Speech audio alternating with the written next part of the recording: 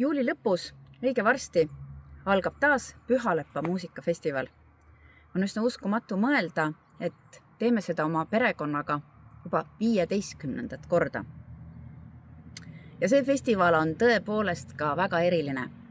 Nimelt, julgen väita, et Hiiumaal tuleb esimest korda ajaloos ettekandele Mozarti Requiem.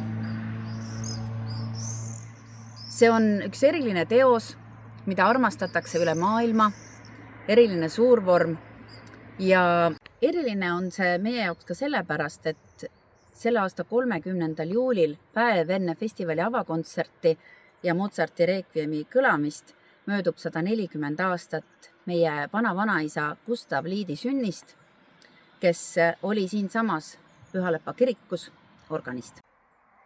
Seega 31. juulil kell 19 Pühalepa kirikus tuleb ettekandele Mozarti Requiem ja seda esitavad kammerkoor Collegium Musicale, Hiiumaa kammerorkester, solistid ja dirigent on Hendrik Üksvärav.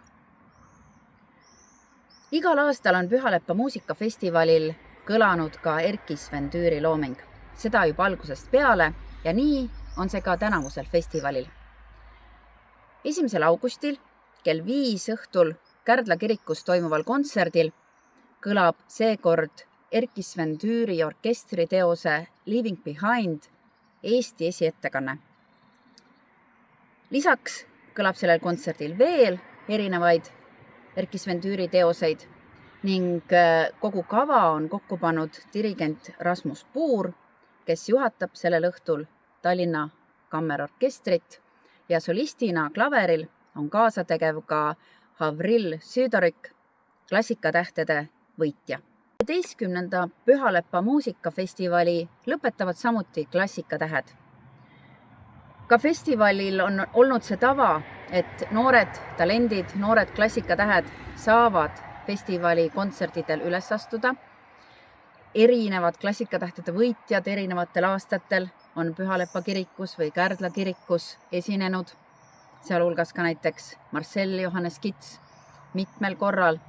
Ja tänavu on meil väga hea meel võõrustada Pühalepa kirikus lõppkontserdil 2 säravat noort, Isabella Runge, kes mängib klarnetit, ja Harald Trass kitarril.